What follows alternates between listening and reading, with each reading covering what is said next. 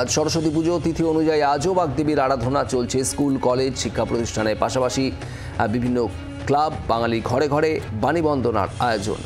বাটানগর ট্রুল্যান্ড থেকে রয়েছেন অয়ন ঘোষাল। অয়ন, গতকালের পর আজও সকাল থেকেই বাগদেবীর আরাধনা আমরা দেখছি আয়োজন বিভিন্ন জায়গায়। এই মুহূর্তে তুমি যেখানে রয়েছো, কি ছবি?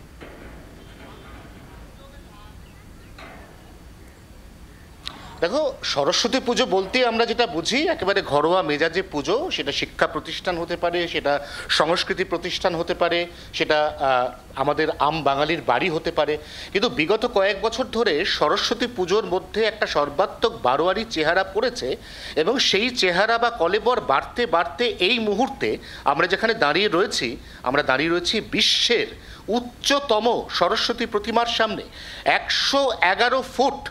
হ্যাঁ শুভদীপ, তুমি ঠিকই শুনছো, 111 ফুট। এটা বিশ্বের উচ্চতম সরস্বতী প্রতিমা, যার সামনে আমরা দাঁড়িয়ে রয়েছি এই মুহূর্তে। যে ছবি দেখাচ্ছে আমার ক্যামেরা বন্ধু অরিন্দম, এবং এই প্রতিমা তৈরি করেছেন সোমনাথ তামলি। তোমার মনে থাকবে যে দেশপ্রিয় পার্কে 2011 সালে বিশ্বের উচ্চতম দুর্গা প্রতিমা তৈরি হয়েছিল, এবং তারপর বিশ্বের উচ্চতম সরস্বতী প্রতিমা, তারও সাক্ষী এই মুহূর্তে তোমার মাধ্যমে রয়েছেন জি 24 ঘন্টার দর্শকরা। অবশ্যই উদ্যোক্তাদের সঙ্গে কথা বলবো। একটা অনবদ্য প্রয়াস, ভীষণ ভীষণ ভিড় হচ্ছে। গতকাল এত ভিড় যে মহেশতলা থানাকে এখানে আলাদা করে বাহিনী নামাতে হয়েছিল। হঠাৎ করে কেন মনে হলো যে সরস্বতী পুজোর উচ্চতা, সেটাকে সরস্বতী প্রতিমার উচ্চতা, সেটাকে এরকম সুবিশাল করে ফেলবেন? কেন মনে হলো? দেখুন, আমাদের জীবনে প্রথম যে পথ চলা পড়াশোনার, সে সরস্বতী ঠাকুরে মায়ের পায়ে প্রথম আমরা হাতে করি, সবাই কিন্তু মায়ের কাছে গিয়ে স্লেটে দিয়েছি। কিন্তু এখন অনেক কিছু আমরা ভুলে যাচ্ছি।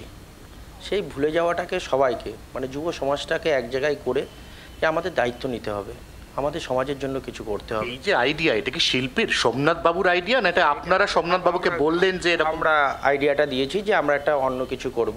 তার জন্য আমরা বলেছি যে আমাদের একটাই ট্যাগলাইন আছে, মায়ের কাছে মাথা নিচু, বাটানগরের সরস্বতী সবার উঁচু। আমরা চেয়েছিলাম যে মহেশতলাকে মানুষ চিনুক, বিশ্বর দরবারে মহেশতলার নাম যাক, ডায়মন্ড হাবড়ার নাম যাক। আপনারা জানেন এখানকার যে আমাদের মাননীয় সাংসদ অভিষেক বন্দ্যোপাধ্যায়, সে সবসময় ব্যতিক্রম কিছু অনেক সবসময় করে অতবন্ধ জড়িত। একেবারে যেটা উদ্যোক্তারা বলছেন যে সাংসদ অভিষেক বন্দ্যোপাধ্যায় মূলত তারই ঐকান্তিক ইচ্ছায় এখানে উদ্যোক্তারা এখানে 111 ফুটের এই সুবিশাল সুউচ্চ সরস্বতী প্রতিমা তৈরি করেছেন, যার নজির পৃথিবীতে আর কোথাও নেই।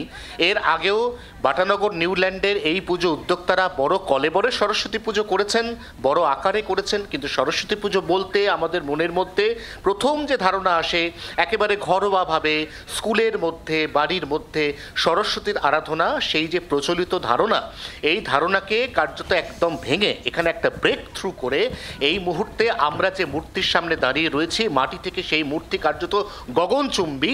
এই মূর্তি হচ্ছে বিশ্বের ইতিহাসে এখনো পর্যন্ত তৈরি হওয়া উচ্চতম সরস্বতী প্রতিমা। বাংলার আওয়াজ, বাঙালির আবেগ, জি 24 ঘন্টা।